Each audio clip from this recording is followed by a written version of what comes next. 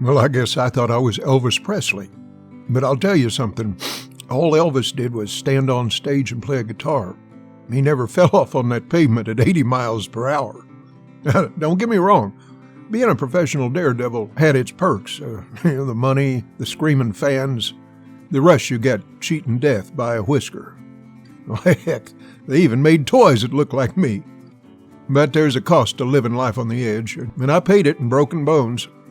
433 to be precise. Before I made my name performing death-defying stunts, I tried my hand at a bunch of things all around my home state, Montana. I was a miner, a paratrooper, a pole vaulter, and an ice hockey player. I even started racing on the motocross circuit. That is, until I broke my collarbone and shoulder in an accident. You could say those breaks were the start of something big. Now, most people wouldn't even want to look at another motorbike after a crash like that. What did I do? I started selling motorcycles in Washington, of course. Being a natural salesman, I knew that the only way you can sell anything is if you have the customer's attention. And what's more attention-grabbing than a show where a man flies through the air at breakneck speeds? So I put on a show, in part to promote the local bike trade, but mostly because, well, dang it, it felt like destiny. I handed out flyers, sold the tickets, built my own ramp, and then filled a 20-foot-long box with rattlesnakes and 2 mountain lions. When the day came around, I flew off the ramp and stuck the landing without a hitch. Well, sure, the box broke and the snakes got loose, but if you ask me, that only added to the whole spectacle. Feeling the wind on my face and the pounding in my chest, I knew I'd found my calling. I started performing shows all over the country. With each stunt, I pushed myself a little further. After the snakes, I went jumping over cars. First there was 2, then 12, then unlucky number 13, which stuck it to me in Montana in 1966. While speeding down the ramp, I realized that I didn't have enough room to get up to speed to clear all the cars, but it was too late. I landed, my back wheel caught the 13th car, and I went flying. I was knocked unconscious and spent weeks in the hospital with a badly broken arm and broken ribs. But I'm no quitter. I was back on the bike. And for my first televised jump, I cleared 15 cars without a sweat. Over the next few years, I toured the country, landing jump after jump with only a few falls sprinkled in. And as the stunts grew bigger, so did my reputation. In fact, you might even have heard of me. If you guess my name from my story this far, well, let me know down in those there comments below. But anyhow, back in 1967, one person who didn't know my name was Jay Sarno, the founder of Caesar's Palace Casino in Las Vegas. I was visiting Vegas earlier that year when I was struck by the idea of performing a stunt over the fountains outside Caesar's Palace. So I began calling up Mr. Sarno, pretending to be reporters and lawyers, all asking if it was true that a daredevil would be jumping over the Caesar's Palace fountains. I built up so much hype that when I finally called and told him my real name, he agreed to the jump in and there. After we made the deal, I tried the same trick with the American Broadcasting Company, but they weren't quite as, gullible. So I took all the money I'd made from other shows, put it into filming the biggest jump of my career at 141 feet. When the big day rolled around, I downed a shot of whiskey, made my way through the crowd surrounding the fountains. After a couple practice runs, I set off down the ramp at top speed, but as I took off, my bike unexpectedly decelerated. This is going to be bad. So on the downward end of my flight, I clipped the other ramp.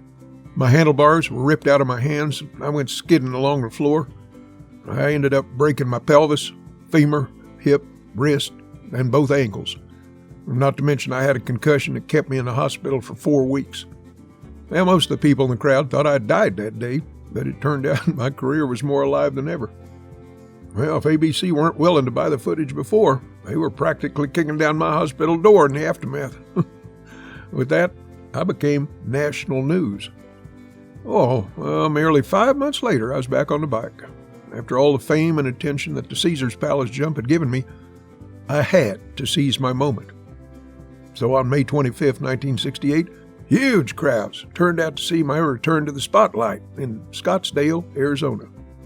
My comeback show was going to be as all-American as they come, jumping over 15 Ford Mustangs. I was desperate for a successful landing. Well, surely, after the last jump, the universe owed me a solid.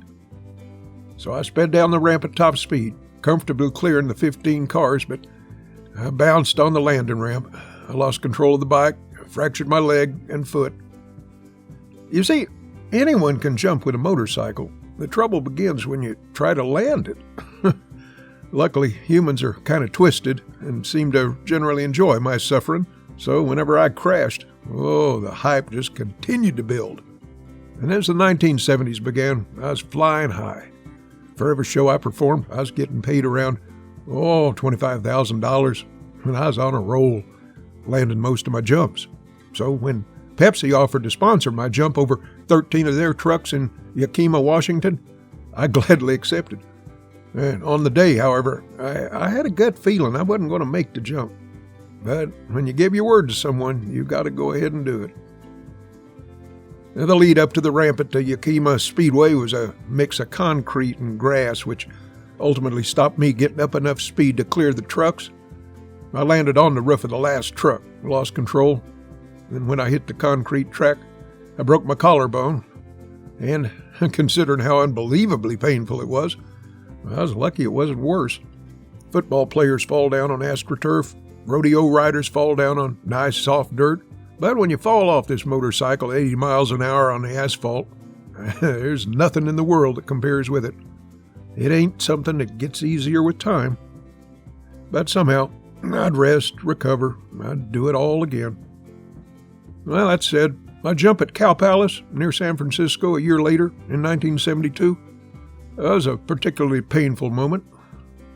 Doing a jump indoors adds a whole new set of challenges, because for every obstacle you add, there's a little less room to land the stunt. In total, I was jumping 15 cars that day. Nowhere near my record of 19 at that point, but at the other end of the arena, there was a concrete pillar with my name on it.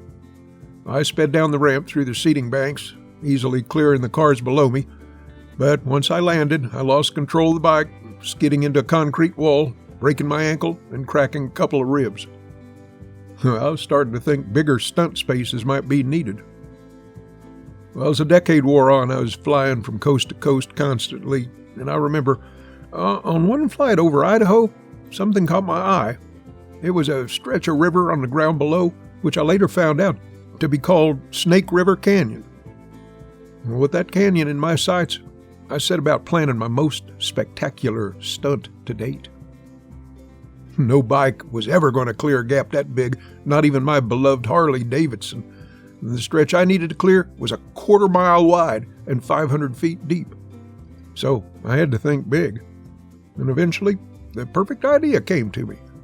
I hired an aeronautical engineer to build me a steam-powered rocket to ride over the Rocky Canyon with automatically opening parachutes for a soft landing. When the day came around, I waved to the scores of people who came out to see me and strapped myself in. Countdown. Blast off. As steam shot out behind me, up I went. But as I left the launching rail, the parachute opened prematurely. So even though I would have cleared the gap, the winds blew me back into the canyon. I broke my nose, but my pride hurt more. After the fiasco at Snake River Canyon, I knew my next stunt had to be huge. But if I was going to come back in style, I was going to do it on my trusty motorcycle. Up to this point, I'd only performed stunts in the USA, so in the spring of 1975, I flew to London, England, to make history.